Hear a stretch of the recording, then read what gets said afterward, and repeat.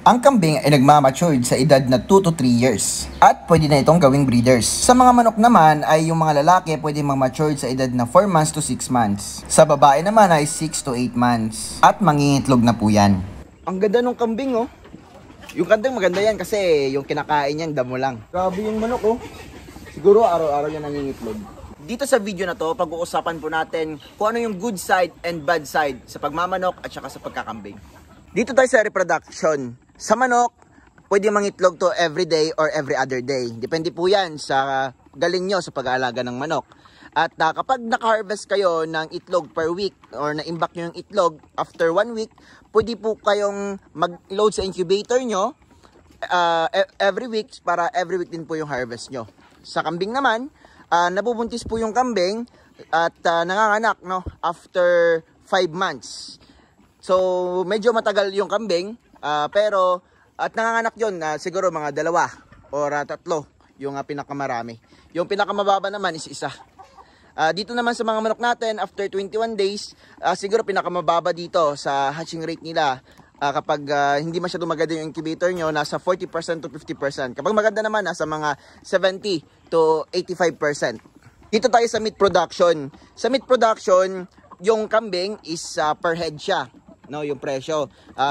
Siguro, it takes ilang months or almost 1 year din bago makapag-harvest ng for meat na kambing. At yung presyo noon dito sa amin kapag mga native lang or pangkatay talaga, nasa 5,000 to 10,000 pesos. Depende po sa laki ng kambing. Dito naman sa manok natin, hindi po ito per head kapag for meat, kundi per kilo po. So yung per kilo nito nasa 200 pesos hanggang 250 pesos. Pero kapag sa palengke, mas mura kapag doon ka nag-wholesale sa kanila kasi hindi naman ikaw yung magbebenta, kundi sila po yung magbebenta sa kalsada. Dito sa amin nasa 170 lang per kilo yung kapag binenta mo sa buy and seller. Papapakain naman tayo. Dito sa mga manok natin, yung pinapakain talaga natin dito is feeds at may mga damo din tayo ng mga binibigay. Doon naman sa kambing, pwedeng pakainin no, kapag marami kang forages, talaga yung mga dahon or damo. Yan. At talagang mas makakatipid ka kapag kambing yung inalagaan mo. Pero merong times yan, no? Lalo-lalo na kapag tag-ulan, dapat meron kang iniimbak na forages or mga damo. Kasi kapag wala kang iniimbak na damo, ay mapipilitan ka na yung ipakain mo is feeds or tahop. Yan. Tapos kapag tagtuyot, syempre walang dahon, mapipilitan kang ipakain sa kanila yung feeds mismo or tahop. So, ganun po yung problema sa pagkakambing. At saka kapag nasa syudad ka, talagang mahirap maghanap ng damo, kaya mapipilitan ka na talagang makakabili ka ng or ipapakain mo sa kanila is feeds or tahop. So, dito naman sa manok natin, ay kahit na nasa syudad ka, pwede ka mag-alaga nito, kaso nga lang medyo magastos din kasi hindi ka na makakapakain ng damo, pero pwede ka naman magtanim ng azolla, no? At ito po hindi po kailangan ng elevated na bahay.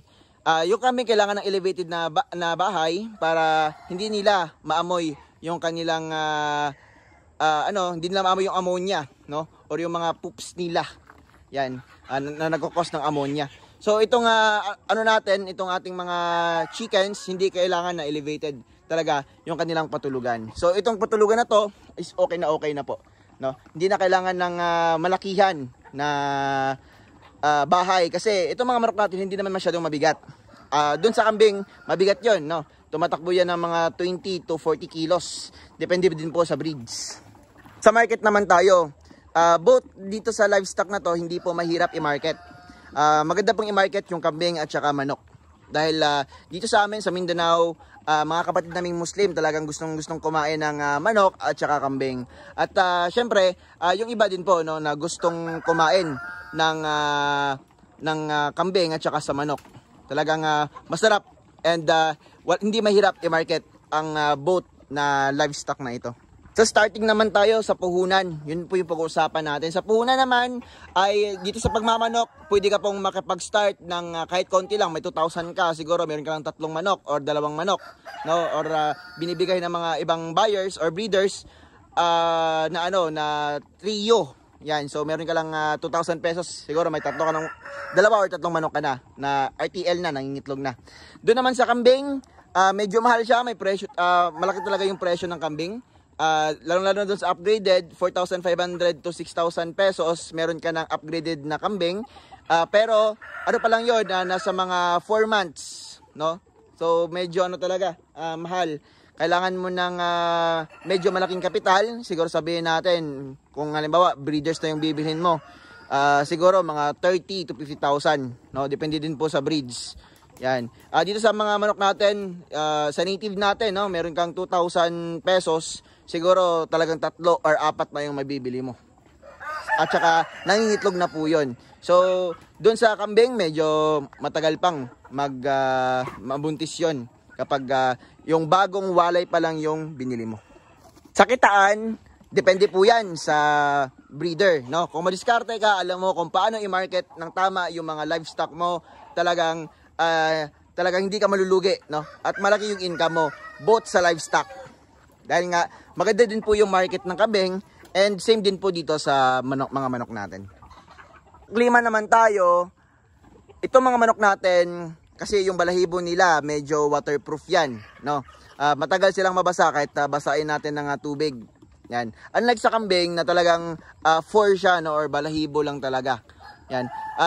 Tsaka mabilis lang po mabasa. At ayaw ng kambing ng malamig at maulan, kasi pwede silang magkasakit agad. Itong mga manok natin, pag naabot na po nila yung breeder stage or matured stage, medyo matagal po silang dapuan ng sakit, no? Napakatibay po nila. Yun po yung napapansin ko dito kapag nakaabot na po sila ng 6 months pataas, lumalakas talaga yung immune system nila. Dati yung mga native chicken ko, natutulog po yan dun sa dati ko manukan, sa pinakataas ng puno, no? Doon po yung natutulog. At saka kapag umuulan, hindi po siya nagkakasakit. Tapos minimitin ko lang talaga ng vitamins. So same din po sa pagkakambing, na dapat bigyan nyo rin ng vitamins, no? Para maganda din po yung performance nila and makapag-produce sila ng mas marami pang goats, which is mako-convert natin sa pera, same as the chicken. Yung susunod naman tayo, yung napakahirap alagaan. Yan. Ano ba yung mas mahirap alagaan doon sa dalawa? Dito sa mga manok natin, kapag naka-range siya or nakagala, medyo medyo chill lang, no? Kasi dito hindi mo na sila kailangan ipastol. Doon sa kambing, kailangan ng pastol para bantayan mo talaga yung kambing mo, and papauwiin pa, no? Kasi nga damo talaga yung kinakain nila. Yung main food nila is yung greens, which is mga damo. Dito sa mga manok natin, yung main nila na pagkain is feeds and kakaunting damo lang. So ito, hindi na kailangan ng pastol, and it takes ilang minutes lang, no? Mapapakain mo itong ganito karaming manok. Doon sa kambing, kapag marami ka ng kambing, kailangan talaga ng pastol, and talagang kailangan tutukan talaga ng tao mo. So dito, medyo medyo stress free dito sa pagmamanok. Sa kambing naman, talagang syempre, pera mo yun bantayan mo talaga or bantayan ng tao mo. Yung requirements naman sa lupa yung susunod. Dito sa manok natin, kapag meron kang bakuran, pwede ka mag free range ng ilang mga manok, no? Doon sa ating kambing, kailangan po ng malaking lupa. Kasi nga talagang dapat talaga marami siyang damo na makain sa isang araw.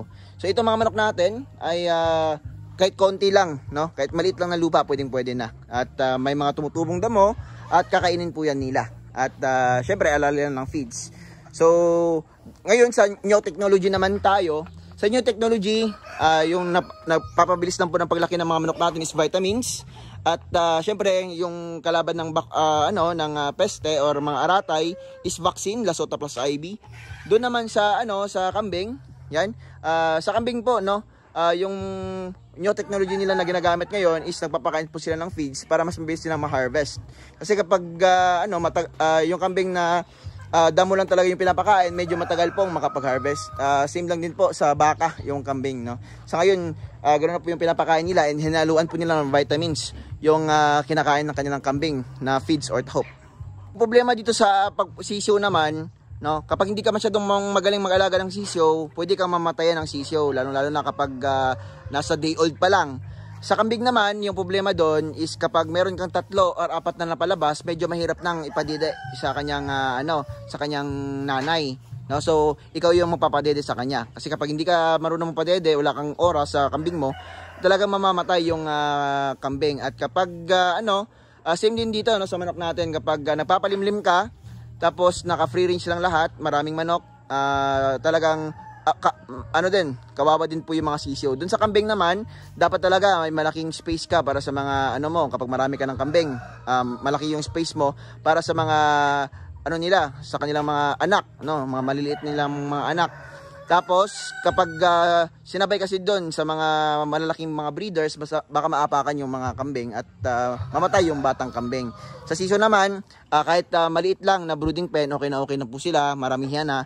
Doon sa ating brooding pen, maximum niya nasa 80 to 100 na sisyo sa edad na day old hanggang 1 week old. Tapos ano na, bawas-bawas ka na and dagdag ka ng brooder mo kapag medyo marami na. And after 1 month, pwede mo na silang ibaba dito sa nursery station natin. Both livestock, napakaganda pong alagaan. Talagang kikita ka talaga, no? Yung kailangan lang is makuha mo yung technique at sipag lang talaga para umasenso ka doon sa both livestock, no? Na napakagandang business and magandang simulan nyo na rin po. At wag nyo lang akong panoorin, no? Kundi simulan nyo na yung sarili nyong negosyo.